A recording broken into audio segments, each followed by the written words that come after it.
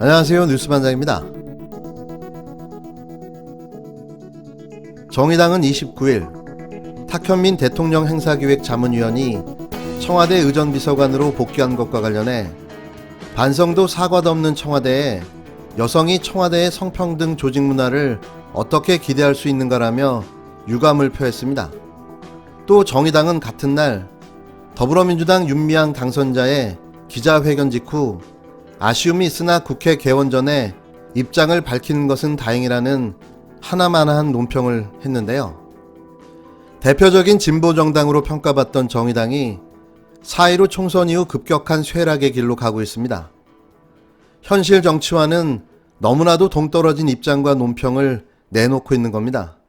지난 7일 인권운동가 이용수 할머니의 기자회견으로 촉발된 정의기억연대 문제가 정치권의 최고 이슈가 된 지 20일이 지나도록 당 차원에서 내놓은 입장이라고는 강민진 대변인이 내놓은 논평 달랑 2개가 전부인데요. 강 대변인은 지난 20일 윤미향 논란과 관련해 더불어민주당을 향해 책임있는 대처를 요구한 데 이어 22일에는 사실 확인도 기다리지 않고 윤 당선인을 매도하지 말라는 더불어시민당 우희종 전 대표 발언에 유감을 표하기도 했습니다. 하지만 그의 논평은 이렇다 할 주목을 끌지 못하고 흔적도 없이 사라져버렸는데요. 논평에서 가장 중요한 레토릭에서 핵심을 찌르거나 파고드는 통찰력 없는 그저 밋밋한 수사를 보여주는 것에 그치거나 민주당 쪽으로만 화살을 겨눈 안이한 외눈박이 시선을 탈피하지 못했기 때문이라는 분석이 나오고 있습니다. 지난 총선에서 전국에 75명의 지역구 후보를 냈지만 심상정 대표만 가까스로 당선됐을 뿐 모두 고배를 마셨던 정의당은 당 선대위 해산식에서 말을 잇지 못한 채 울음을 터뜨렸던 심 대표의 회한에도 불구하고 정의당의 존재감이 일순간에 제로로 소멸돼 버린 듯한 분위기인데요. 참패가 가져온 트라우마에서 여전히 헤어나오지 못하고 있는 게 아니냐는 관측이 나오는 이유입니다. 오죽하면 조중동의 정치 공작에 논평 좀 냅시다라는 볼멘 소리가 나올까 싶은데요. 허재현 전 한겨레 기자는 28일 페이스북에서 최근 정의연 사태 속에서 수구 언론이 일삼는 왜곡 허위 보도에도 이런 방구 논평조차 내지 않는 정의당에 대해서 이렇게 말했습니다. 문재인과 민주당만이 사회악인가? 정말 그렇게 보는 것인가? 민주당이 사라지면 자연스럽게 적폐청산이 되는 건가?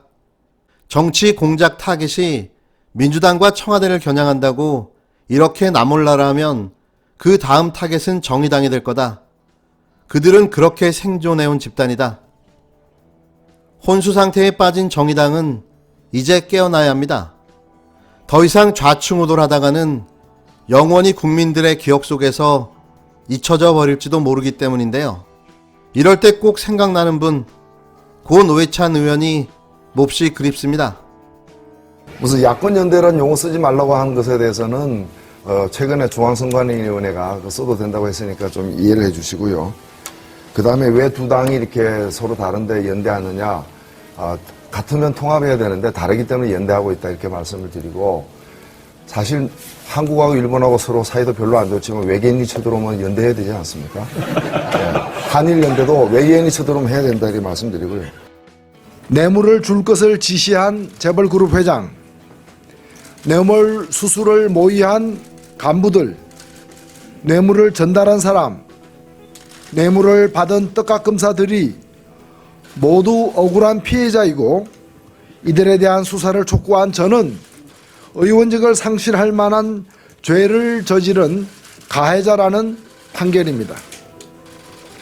폐암 환자를 수술한다더니 암 걸린 폐는 그냥 두고 멀쩡한 위를 드러낸 의료사고와 무엇이 다릅니까?